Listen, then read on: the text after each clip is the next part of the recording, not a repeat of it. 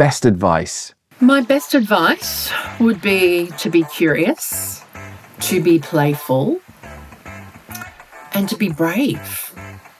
Welcome to the Rogue L&D Hot Shots podcast, a short podcast allowing you to meet some of the brilliant folk driving people performance and development forward in an informal and human way. My name's Tom Bailey, award-winning L&D leader and passionate maverick for all things development. Join me as I ask just 10 questions of some of the industry's most innovative and interesting people.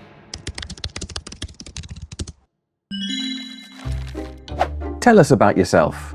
I'm Jen Fram. I am the Managing Director of the Agile Change Leadership Institute. We are a training and development company, and we help leaders be future fit and change managers be more effective. I am a global expert in organisational change and agility, a 3-time author, and I'm known for being a little bit provocative at times around the future of work thinking. What are you passionate about?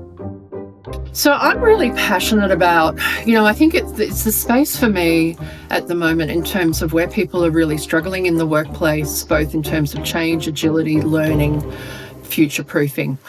And that is because people are in a state of overwhelm, that the majority of the learning and development options available for them are profoundly not brain-friendly.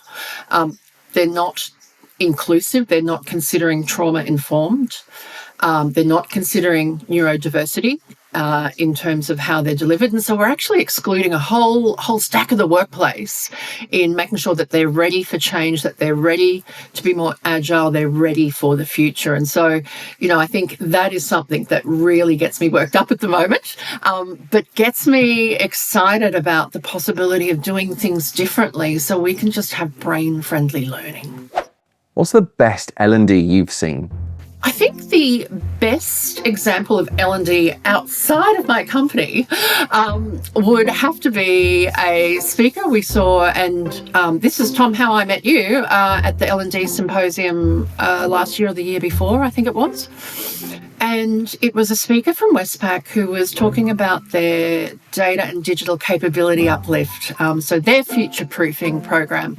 And it blew me away because it was all of the things that we do in our company, but I haven't seen them done in organisations yet. So really diverse learning pathways, high autonomy, self-paced, micro-learning, variety of different learning modules and things, and user-generated content.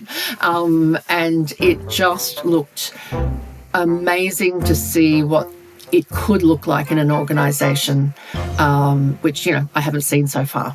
Favourite hand gesture? Time out. I use it quite frequently. One thing you didn't learn? So, the one thing I haven't learned, is my art practice. So I'm a painter, and it started purely as an opportunity to play, to something that I had no intention to master. It was literally just sitting down and playing with things and working out what happens. And over time, that sense of curiosity with what happens if I use this texture with that, or if I mix these two colours together, has ended up, in a place where I genuinely smile when I'm painting. Like it's just such a place of freedom and permission to just do stuff for fun. Proudest moment? So 6 years ago, when Lena Ross and I formed the Agile Change Leadership Institute, our foundation course was the Certificate of Agile Change Leadership. And we have 6 modules in that, which look at areas that leaders need to be more proficient in or comfortable with to be an effective leader of change. And one of those is the qualities of leader. And we emphasise the importance of vulnerability, empathy, and curiosity.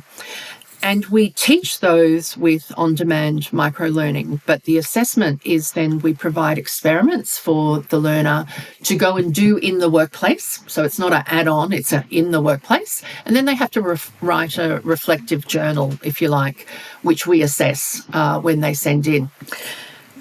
We had no idea of the impact that assessment and that exercises was going to actually have with people when we designed it, until we started receiving these assessments. And it made me so incredibly proud. It made me so incredibly emotional, because you are reading firsthand accounts of people having truly transformative experiences that go beyond them and their leadership. It's, the experiences of their team members. They're now role modeling these qualities, the experiences with their loved ones and their families as it extends and broadens outside of the workplace. And so that has been an incredible source of pride to, have instigated that type of effect.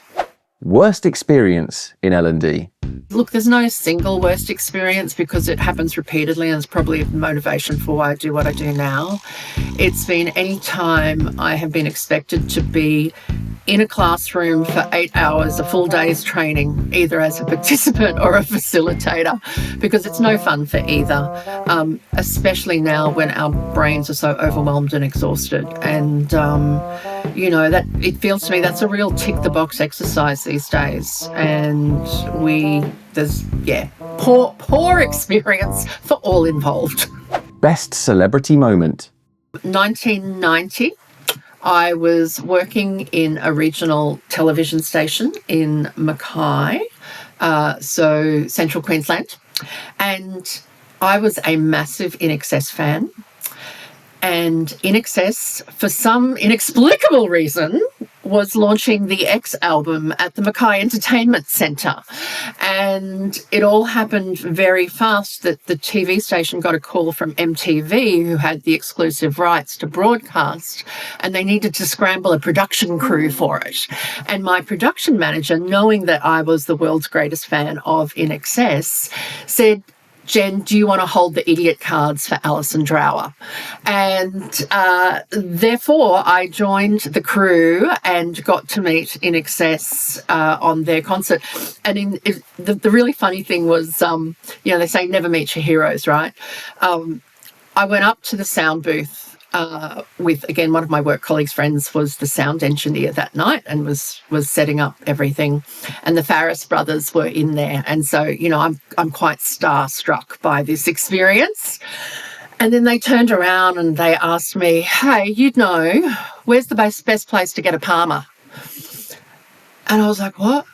What? INXS eat Palmers?" Like, they want to know where to get food. Like, it just was the most mundane, normal, ridiculously uncelebrity-like question that I could have ever imagined. And I ended up a little bit shattered.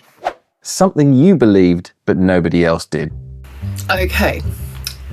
So there was a time when, and again, this was right at the early stages of forming the Agile Change Leadership Institute. So my co-founder, Lena Ross, and I, we were not in collaboration at that point. We didn't have the company. We had both launched our books at the same time.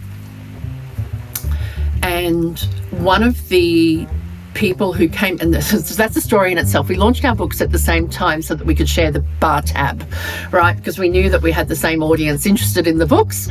And so we said, right, let's do this together. And we had 400 change practitioners in Melbourne at a rooftop bar and exceeding the limits. But anyway, one of the participants, one of the people who came along to the book launch, then rang me a couple of weeks later and she said, "I'd like you to come in and talk to the Chief Marketing Officer. We need to build change capability of the people in our organisation." And she said, "Just so that you know, I will be talking to Lena as well." And I said, "Right. Oof, Lena's very good." I said, "Do you want Lena and I to come in together and do something together for you?" Because I was thinking collaboration. This is someone I would rather collaborate with than compete against. And she said, "Oh, would you do that?" And I was like, "Yes, of course." And so we went and we pitched and we got the piece of work, which then required Lena to be in Sydney facilitating while I'm facilitating in Melbourne. We had a video bridge occurring so that the two teams were united and we were working across that session. I think it was about a 4-hour workshop. Anyway, at the end of the session, the Chief Marketing Officer came up to me and he said, "You two were just seamless. You can tell that you two have done this time and time again." And I was like, well, that's the way we work. When we had never worked together before, but, from their perspective, it was absolutely seamless. Best advice? My best advice would be to be curious, to be playful, and to be brave. I think one of my mentors has a saying, Daryl Connor, go further than you would, no further than you should. And I think it's a great way to play your occupational, professional work life. Thank you to our guest and to you for listening. If you want to boost the impact of your organisation's people development practices, I'd love to connect. You can find me at thomasbailey.co.